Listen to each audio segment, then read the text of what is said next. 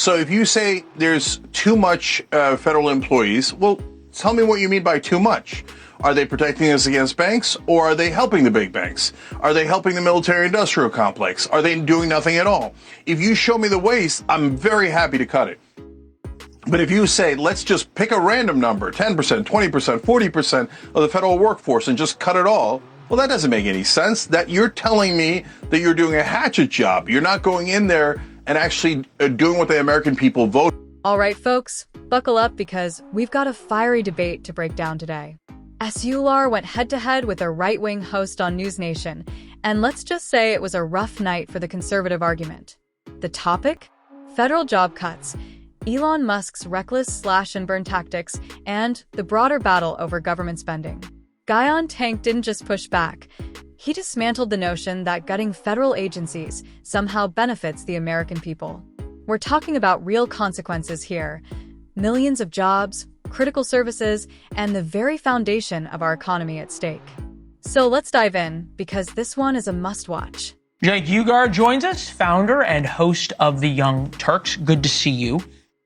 I'm trying to figure out who thinks defending the federal bureaucracy and saying that money should just keep being spent ad nauseum in defending all of that is a winning strategy.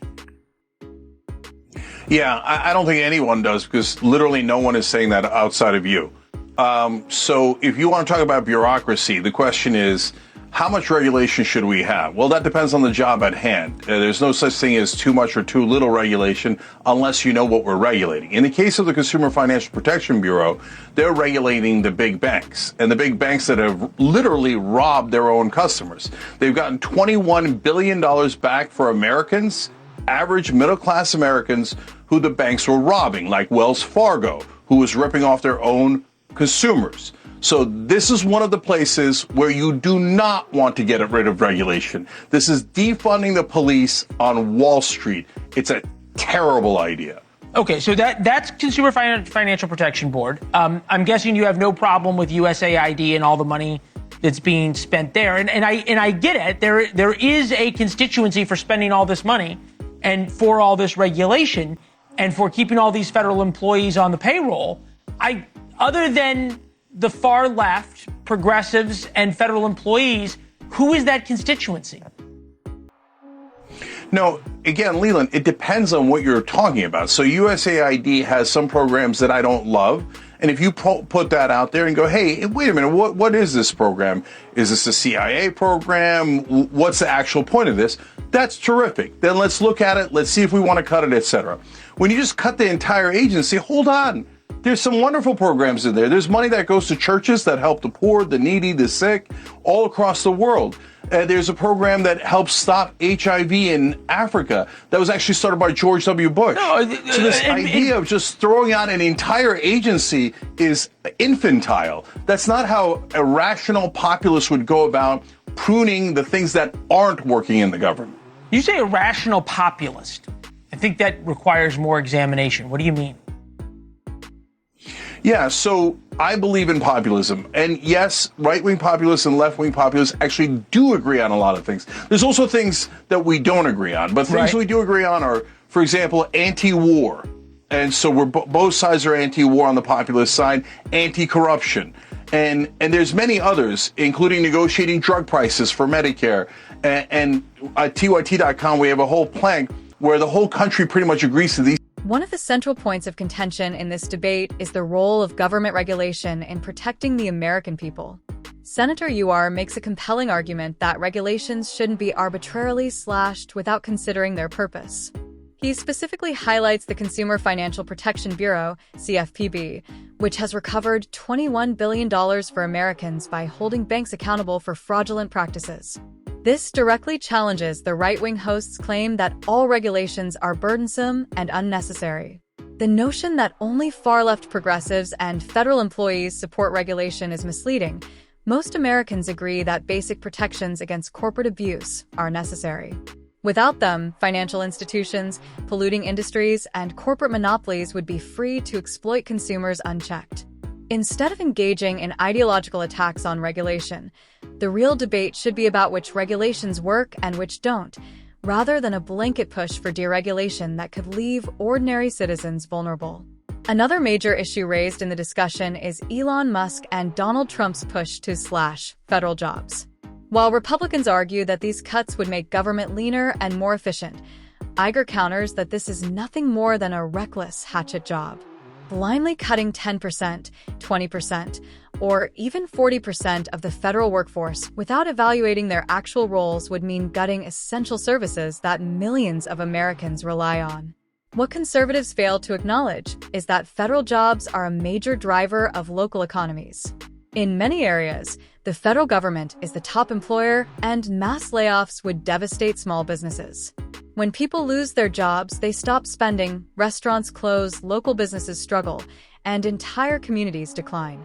While conservatives like to frame the federal workforce as a bureaucratic swamp of lazy workers, the reality is that these employees keep everything running, from national security to public health programs.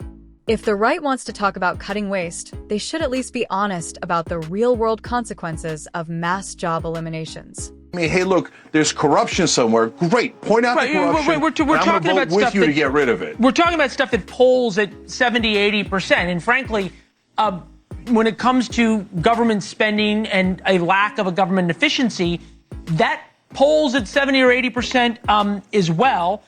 Here is Mark Cuban, obviously no fan of Donald Trump's, talking about what needs to happen to the size of the federal government. As a libertarian, I think we can reduce employment in government by at least a third, reduce the overhead and administration by that much or more, so that we can offer more to services for our citizens. I'm happy to push down the size of government, and I'm happy to work on making government more efficient, because then more money can pass through and help the people who need it. All right, so Cuban 2017. But the fact of the matter is that sometimes you have to break a few dishes, right? That was what Donald Trump, whether you like it or not, was elected to do. Again, Democrats championing all this and saying, oh, no, you can't fire any federal employees. They are sacred cows, as if they're here made of gold on the National Mall. Again, for people who don't like Donald Trump, aren't you just handing him? The discussion also brings in billionaire Mark Cuban's 2017 remarks about cutting 1/3 of the federal workforce to improve efficiency.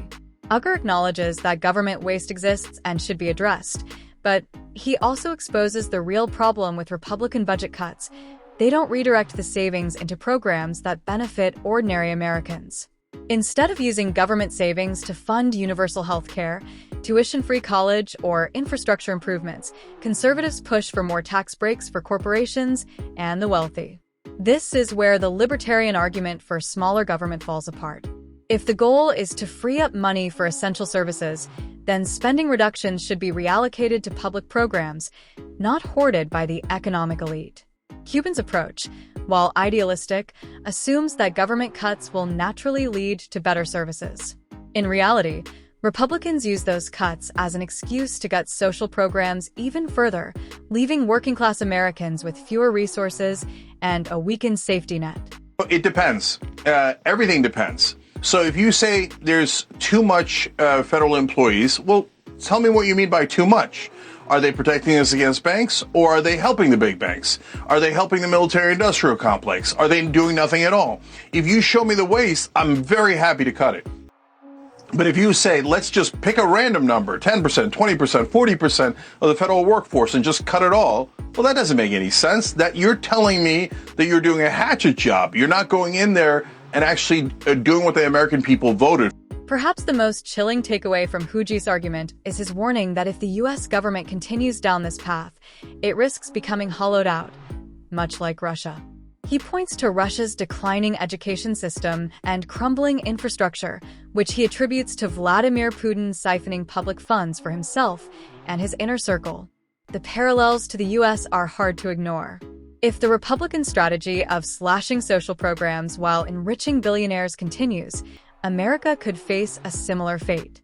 Under Trump and his allies, The Republican Party isn't focused on governing efficiently or improving government services for the people. They are intent on defunding public programs so that more wealth flows to the elite.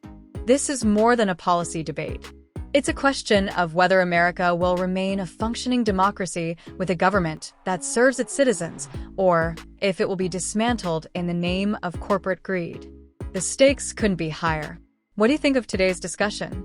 Let us know in the comments. Thanks for watching.